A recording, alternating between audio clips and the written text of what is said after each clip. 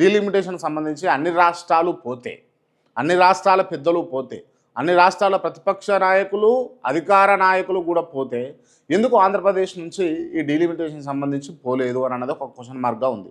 ఎందుకంటే ఈ డీలిమిటేషన్ వల్ల దక్షిణాది రాష్ట్రాలకు నష్టం జరిగే అవకాశాలు ఉంటాయి. ఏ విధంగా నష్టం జరుగుతుంది క్రాంతి అని అంటే కనుక క్లియర్గా ఏంది అని అంటే, ఇక్కడ మేమిద్దరం మాకిద్దరం అన్న నినాదంతో ఎక్కువ మంది ఎవరు కూడా పిల్లల్ని కనలే. పచ్చిగా చెప్పాలంటే అర్థమయ్యే పద్ధతిలో, అర్థమయ్యే భాషలో చెప్పాలంటే పిల్లలు కనలే. ఈ డీలిమిటేషన్ దేని ఆధారంగా చేస్తూ ఉన్నారు అంటే జనాభా ప్రాతిపదికన డీలిమిటేషన్ చేస్తూ ఉన్నారు. సో ఉత్తరాది రాష్ట్రాలలో సీట్లు పెరిగే అవకాశం ఉంటుంది. దక్షిణాది రాష్ట్రాలలో సీట్లు పెరగకపోవడం పక్కన పెడితే ఇక అసలుకే ఎసరొచ్చే అవకాశాలు ఉన్నట్లున్నాయి. సో దీని ద్వారా ఏం జరుగుతుంది అని అంటే క్లియర్గా దక్షిణాది రాష్ట్రాల పైన ఏ గవర్నమెంట్ కూడా అంటే సెంట్రల్లో అధికారంలోకి రావడం కోసం లేకపోతే నేషనల్ పార్టీ సేవి కూడా అంత మక్కువ చూపియవు. దానికి కారణంగా ఏంటి అంటే ఇక్కడ ఉన్నటువంటి ఎంపీల సహకారం అక్కడ అధికారంలోకి రావడానికి అవసరమే ఉండదు. ఇక అవసరమే ఉండనప్పుడు వీళ్ళు అడిగే పనులు చేయరు. అంతో ఇంతో ఇవాళ దక్షిణాది రాష్ట్రాల్లో ఉన్నటువంటి ఆంధ్రప్రదేశ్ కావచ్చు, తెలంగాణ కావచ్చు, ఇట్లా అక్కడ సపోర్ట్ చేయడం వల్ల ఇవాళ అధికారంలో భాజపా ఉన్నది అని చెప్పేసి, ఎన్డీఏ కూటమి ఉందని చెప్పేసి చెప్పుకోవచ్చు. బట్ అదే జరగకుండా దక్షిణాది రాష్ట్రాలను లెక్క చేయకపోతే ఇక పరిస్థితి ఇంకా విషమంగా ఉండే పరిస్థితి. ఎందుకు ఈ మాట చెప్తా ఉన్నానంటే ఇప్పుడు చూద్దాం, ఇక్కడ 8 మంది ఎంపీలు ఉన్నారు తెలంగాణలో. అసలు తెలంగాణ రాష్ట్రంలో ఈ ఎంపీ ఎలక్షన్ల తర్వాత లేకపోతే ఎన్డీఏ ప్రభుత్వం ఏర్పడిన తర్వాత తెలంగాణ రాష్ట్రానికి తెచ్చినటువంటి నిధులేంది, ఎంపీలు వాళ్ళు చేస్తున్నటువంటి పనులేంది, వాళ్ళు తీసుకొచ్చినటువంటి అంశాలు ఏంటి అని అంటే ఏమి లేవు అని చెప్పుకోవచ్చు. ఓపెన్గా మాట్లాడుకుంటే ఏమీ పెద్దగా లేవు అని చెప్పుకోవచ్చు.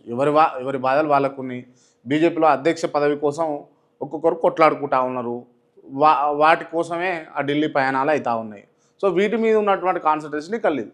సో అటు నాయకులకు లేకపోగా, నాయకత్వానికి లేకపోగా, అటు అధిష్టానికి లేకపోగా ఇవాళ రాష్ట్రానికి గండి కొట్టేటటువంటి పరిస్థితి అయితే ఉంది. సో ఇటువంటి అన్నిటిని గమనించి దక్షిణాది రాష్ట్రాలని ఏకమై ఈ డీలిమిటేషన్కు వ్యతిరేకంగా పోదామన్న ఆలోచనలో ఉన్నాయి.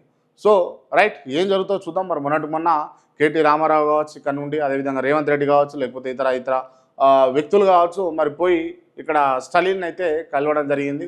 మరి ఆంధ్రప్రదేశ్ సంబంధించినటువంటి నాయకులు ఎవరు పోలేదు అని అన్నదైతే చర్చపైకి వచ్చింది. సో చూద్దాం ఏం జరుగుతుందో, ఈ డీలిమిటేషన్ ఇక్కడ వరకు పోతుంది అని అన్నదైతే చూసేటటువంటి ప్రయత్నం చేద్దాం. సో ఇవాళ వార్తాపత్రికల్లో వచ్చినటువంటి ప్రధానమైనటువంటి వార్తలు అయితే చూసేటటువంటి ప్రయత్నం చేద్దాం. సర్కారు సొమ్ముతో కొనతం దిలీప్ షికారు చేస్తూ ఉన్నాడట.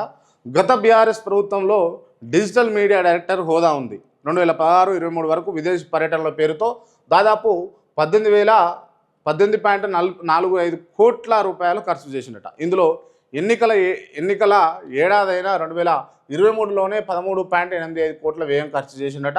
ఆర్బీఐ సమాచారంతో బయటకు వచ్చినటువంటి భాగవతం అని చెప్పేసి కొనతం దిలీప్ సంబంధించినటువంటి అంశాన్ని వెలుగు దినపత్రిక ముచ్చటగా రాసినటువంటి అంశం ఇది.